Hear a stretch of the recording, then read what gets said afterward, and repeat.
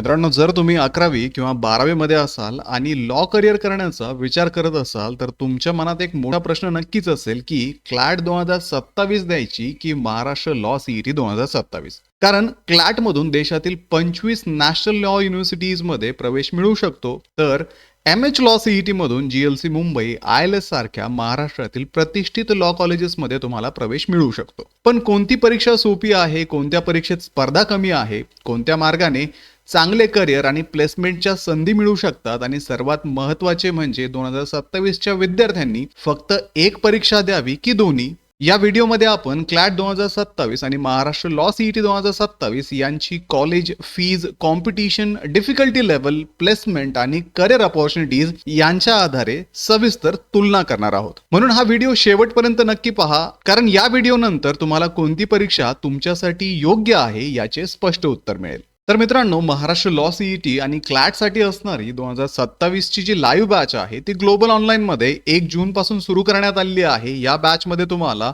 Live lectures दिले जातात. जर तुम्ही वर्किंग असाल तर रेकॉर्डेड लेक्चर्स इथे अवेलेबल असतात. अभ्यासक्रमाच्या नोट्स असतील, MCQचे सेट असतील, PYQs असतील, अशा वेगवेगळ्या गोष्टींच्या माध्यमातून तुम्हाला एक्झामसाठी रेडी केलं जातं.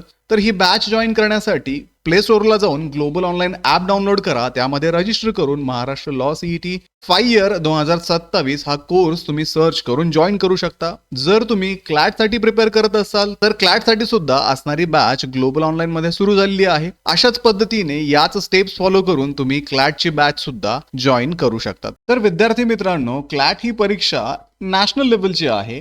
तेच जर आपण महाराष्ट्र लॉ सीईटी पाहिलं तर ती राज्याच्या लेवलची परीक्षा आहे. त्यानंतर दोन्ही परीक्षांचं असणारं जे ड्युरेशन आहे ते 2 तासांचं आहे. दोन्ही परीक्षेमध्ये तुम्हाला 120 प्रश्न विचारले जातात आणि क्लॅट परीक्षेमध्ये तुम्हाला निगेटिव्ह मार्किंग सिस्टीम आहे, पण महाराष्ट्र लॉ सीईटी मध्ये ही निगेटिव्ह मार्किंग सिस्टीम नाहीये.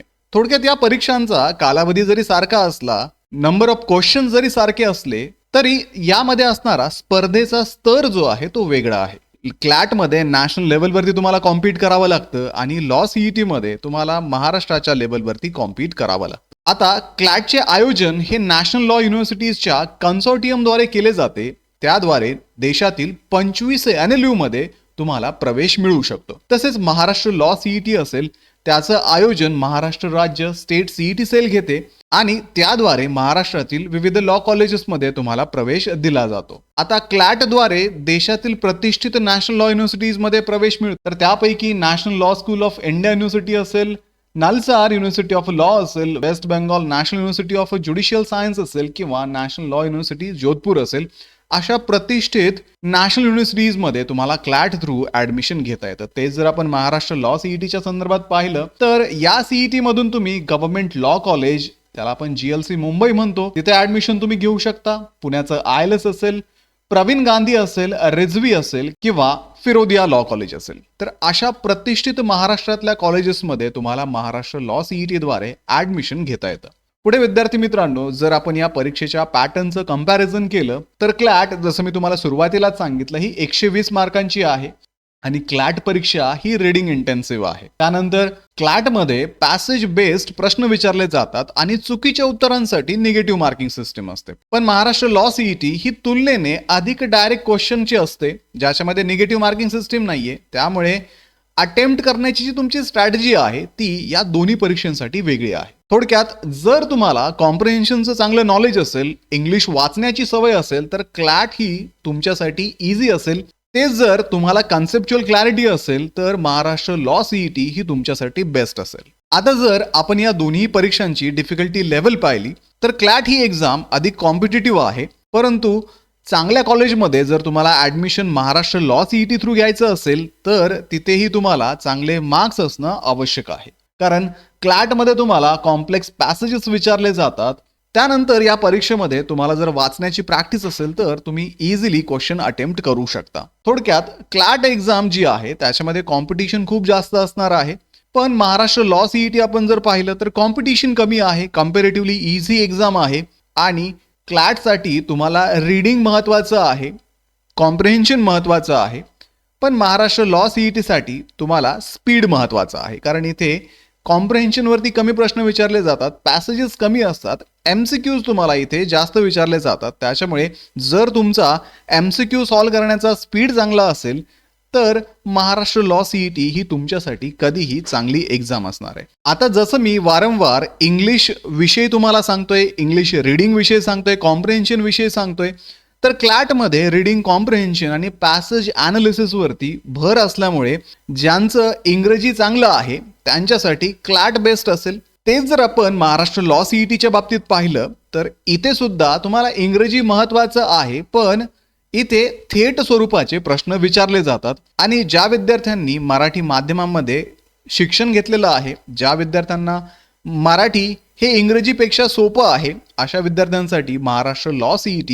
ही बेस्ट असणार आहे. कारण क्लॅटमध्ये तुम्हाला हेवी रीडिंग करावं लागतं आणि महाराष्ट्र लॉ CETच्या बाबतीत आपण जर पाहिलं तर तुमचं इंग्लिश मॉडरेट असू द्यात, तुम्हाला प्रश्नांचा अर्थ समजला तरी तुम्ही महाराष्ट्र लॉ CET इझिली देऊ शकता. आता परीक्षेच्या फीजचं आपण कंपॅरिझन जर केलं तर क्लॅट एक्झामची ॲप्लिकेशन फी ही 4,000 रुपये आहे. महाराष्ट्र CETची ॲप्लिकेशन फी ही मॅक्सिमम 1,300 रुपये आहे. त्यानंतर कॉम्पिटिशनचा जर आपण विचार केला तर क्लॅटमध्ये देशभरातून विद्यार्थी सहभागी होतात, त्यामुळे ही स्पर्धा राष्ट्रीय स्तरावरची असते. कॉम्पिटिशन ही ऑल ओव्हर इंडिया चालते.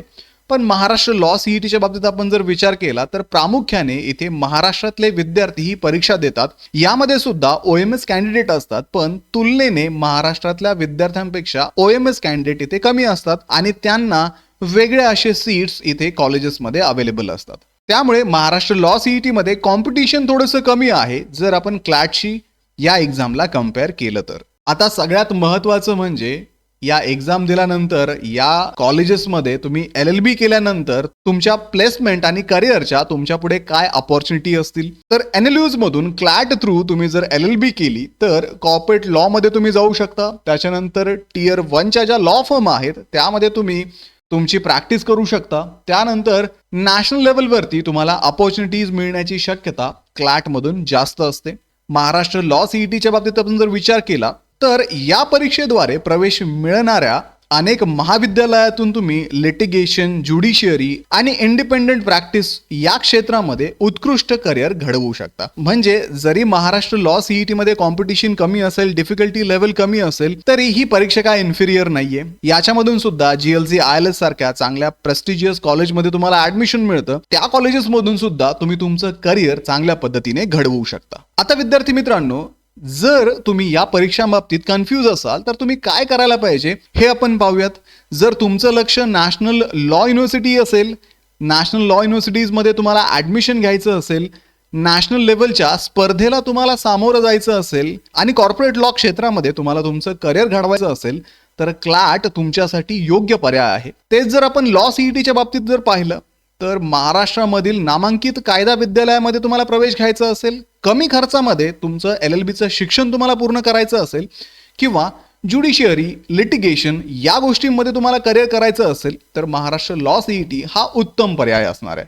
आता थोडक्यात विद्यार्थी मित्रांनो, क्लॅट आणि महाराष्ट्र लॉ CET या दोन्ही परीक्षांचा अभ्यासक्रम हा मोठ्या प्रमाणावरती सारखा आहे. त्यामुळे फक्त एकाच परीक्षेवरती तुम्ही अवलंबून न राहता दोन्ही परीक्षांची तयारी करणे हा एक चांगला पर्याय तुमच्या पुढे असणार आहे. कारण तुम्ही जर महाराष्ट्र लॉ CET सोबत क्लॅट दिली तर तुम्हाला जास्त कॉलेजचे ऑप्शन्स मिळतील, ॲडमिशनचे चान्सेस तुमचे हायर असतील आणि तुमच्याकडे एक बेटर बॅकअप प्लॅन असणार आहे. फक्त क्लॅटवरती रिलाय न राहता किंवा फक्त महाराष्ट्र लॉ CETवरती रिलाय न राहता तुमच्याकडे मल्टिपल ऑप्शन्स असतील. कुठलीही एक चूज करण्यापेक्षा तुम्ही दोन्हीही चूज कराव्यात आणि दोन्ही परीक्षा तुम्ही जर दिल्या तर नक्कीच तुमच्याकडे ऑप्शन्स भरपूर असतील आणि तुम्हाला चांगल्यातल्या चांगल्या कॉलेजमध्ये ॲडमिशन मिळणं पॉसिबल होईल. त्यासाठीच विद्यार्थी मित्रांनो, महाराष्ट्र लॉ CET आणि क्लॅट एक्झामसाठी असणारे जे बुक आहेत ते ग्लोबल ऑनलाईनने पब्लिश केलेले आहेत. Amazonवरती, फ्लिपकार्टवरती आणि तुमच्या जवळच्या पुस्तक विक्रेत्याकडे सुद्धा ते अवेलेबल आहेत. तर या बुकमध्ये